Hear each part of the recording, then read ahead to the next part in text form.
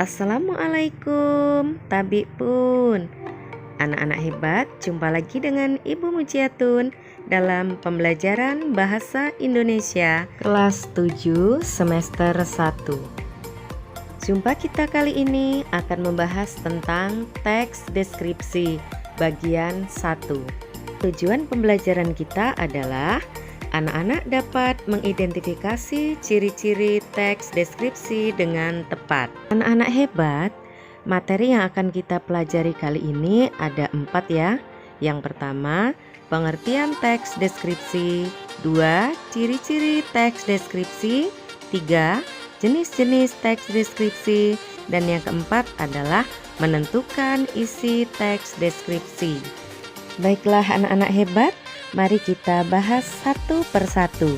Yang pertama adalah pengertian teks deskripsi. Teks deskripsi adalah teks yang bertujuan untuk menggambarkan suatu objek secara rinci menurut sudut pandang penulis. Berikutnya adalah ciri-ciri teks deskripsi.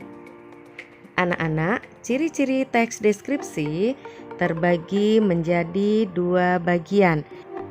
Yang pertama, dari segi tujuan dan objek yang dideskripsikan. Sedangkan yang kedua, dari segi penggunaan bahasanya. Baiklah anak-anak, mari kita bahas satu persatu.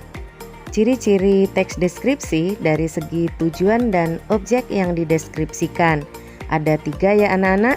Yang pertama, yaitu ciri tujuan. Teks deskripsi bertujuan untuk menggambarkan objek dengan cara memerinci objek secara subjektif. Yang kedua, ciri objek. Objek yang dideskripsikan bersifat khusus. Dan yang ketiga adalah ciri isi. Diperinci menjadi bagian-bagian objek. Kemudian digambarkan secara konkret dan menggunakan kata-kata dengan emosi kuat.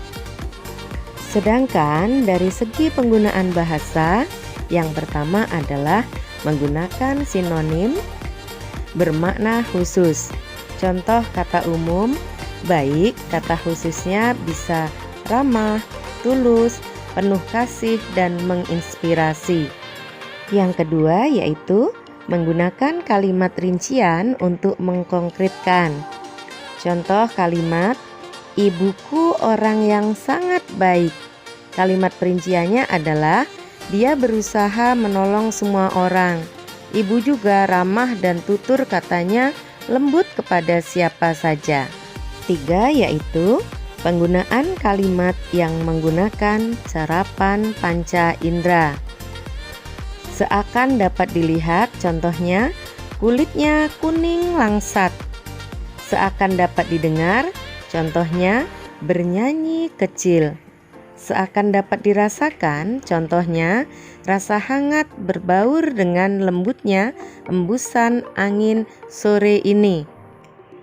Ciri kebahasaan yang terakhir yaitu menggunakan majas perbandingan. Majas perbandingan ada 2 macam. Yang pertama adalah majas personifikasi. Contohnya, angin laut mengelus wajahku. Majas yang kedua yaitu majas asosiasi. Contohnya, senyumnya manis seperti gula Jawa. Anak-anak hebat, selanjutnya kita akan membahas jenis-jenis teks deskripsi. Ditinjau dari bentuknya, teks deskripsi terdiri dari 2 macam.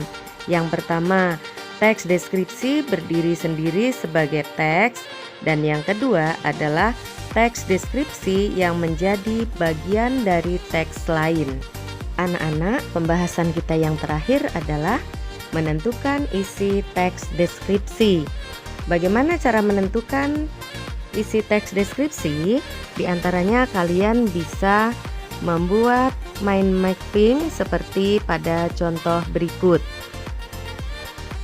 Anak-anak hebat, sebagai bahan uji kompetensi, kalian kerjakan evaluasi berikut dalam buku tugas kalian masing-masing. Demikian pembelajaran kita hari ini anak-anak. Semoga dapat dipahami dan bermanfaat untuk kita semua. Wassalamualaikum. Tabi pun.